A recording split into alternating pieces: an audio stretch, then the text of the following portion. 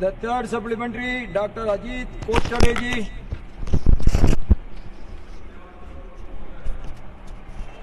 ऊर्जा सुरक्षा को मजबूत करने और आम नागरिकों का अंतर्राष्ट्रीय बाजार में कच्चे तेल की कीमत होने के वाले उतार चढ़ाव से बचाने के लिए माननीय प्रधानमंत्री नरेंद्र मोदी जी के नेतृत्व में केंद्र सरकार लगातार ठोस और राष्ट्रहित में निर्णय ले रही है।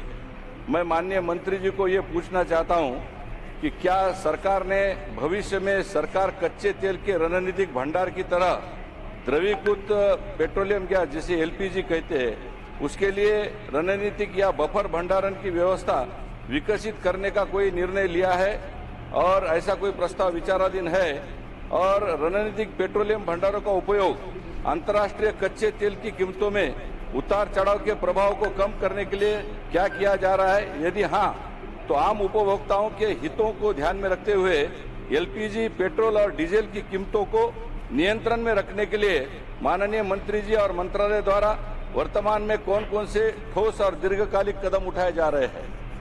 Honorable Minister. Sir, this specific question, start question priority 2, is on the issue of our strategic petroleum reserves. Sir, for any country, and particularly a large country like India, and a country which is growing at a phenomenal pace, the economic growth, one quarter it was 8.2%, sir, previous quarter it was 7.8%, and according to the IMF, which has enhanced our expected rate of economic growth from 6.6 to 7.3%, the country must have a very viable and secure reserve so that in the case of global turbulence, etc., we should not be found in a vulnerable situation. Fortunately, sir, India has a vast coastline both on the west and the east.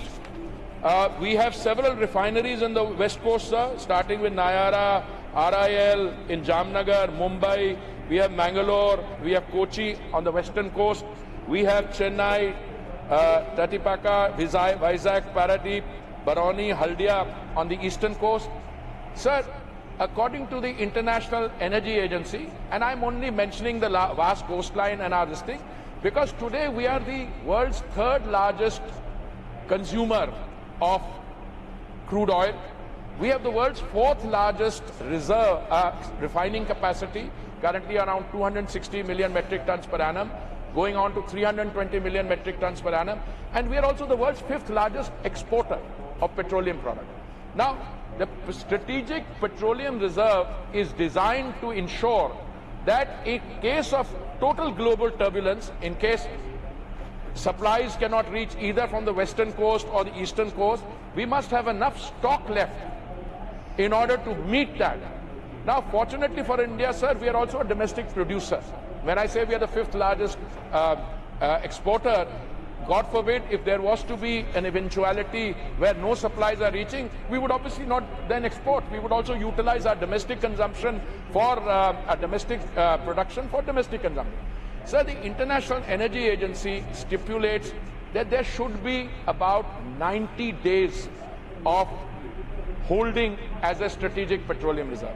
But I also want to point out, sir, these are estimates largely relevant. I'm choosing my words carefully. I'm not saying they are not relevant for others. 90 days largely relevant for OECD countries, also smaller OECD countries.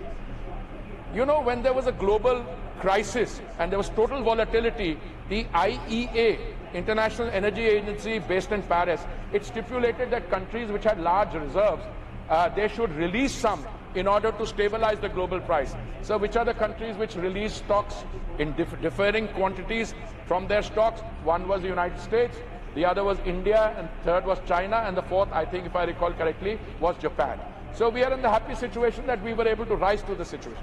Today, sir, we calculate our reserves, not only what is in the caverns, and these are in 3 places. I can't go into precise details, although some people speculate. They are in the states of Andhra Pradesh, in the state of Karnataka, and the third one we are hoping to get started, sir, in Odisha soon.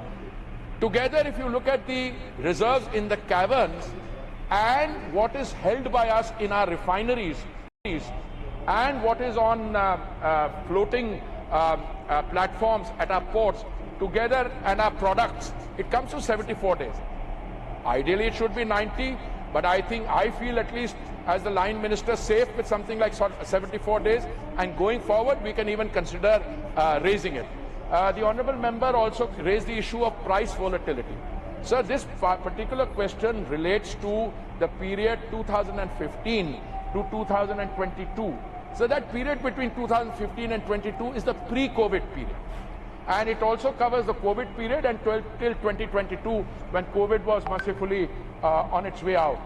Sir, we filled the current stock at that time, at 2015 to 22, at prices which I may say, because normally we don't discuss the price at which we buy oil, at roughly 50% of the prevailing price today, which is, sir, very creditable. Because you bought it at 50% of the correct price. Now you would be making a mistake if you were to buy crude at a price and then, it drops, and then you'd say, well, you've made a mistake. You should have waited to buy. So there is always a balance involved. I'm very happy to inform this House through you, sir, that we have been able to weather the international turbulence thanks to the far-sighted and visionary policies of the Honourable Prime Minister.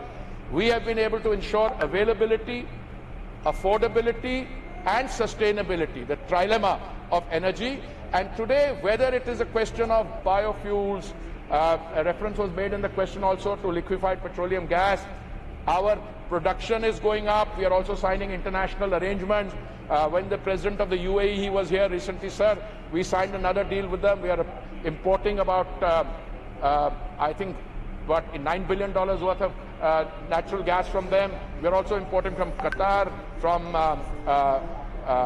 other countries. Also, sir, we have a situation on petroleum gas, liquefied petroleum gas, which is a cylinder gas, which is a product of a refinery. We also signed an agreement with the United States, sir, for buying 10% of our requirements from there. So overall, sir, the Strategic Petroleum Reserve is a very important component in our economic security. And economic security means that a democratically elected government, and the Prime Minister feels particularly responsible to the common man, the Aam Aadmi, that the prices should be at lowest level, and they are lower today than in many parts, most parts of the world. In fact, cooking gas has been supplied, I got the note in hand, cooking gas, which is in cylinders, sir, there was, in 2014, we had 14 crore connection. And if 1 crore connection is for a family, it's gone up to 33 lakh connection. And if there are 4 people in a family, we've virtually saturated the country. In addition to that, that is being supplied to Ujjwala beneficiaries, sir, for as little as 5 rupees in a day. And if the beneficiary is not an Ujjwala beneficiary, but a non-beneficiary, he or she is also getting it in his or her kitchen for as little as 13, 14 rupees per day. This is a very reasonable price. Our oil marketing companies incurred a loss in doing that, but we compensated them, and with God's grace, sir, they're all doing well. So all in all, sir, this is a very important component of our energy security, Strategic Petroleum Reserve, and it has worked very well. The 74 days of stockholding we do, sir, we just don't keep it there. 50% of it is also available for trading. And if there were to be a requirement, Government of India would have the first claim on it. But because if you keep too much of stuff in your godown or basement, then it seems unproductive. But we use 50% of this also to supply the country's needs and for trading. Thank you, sir.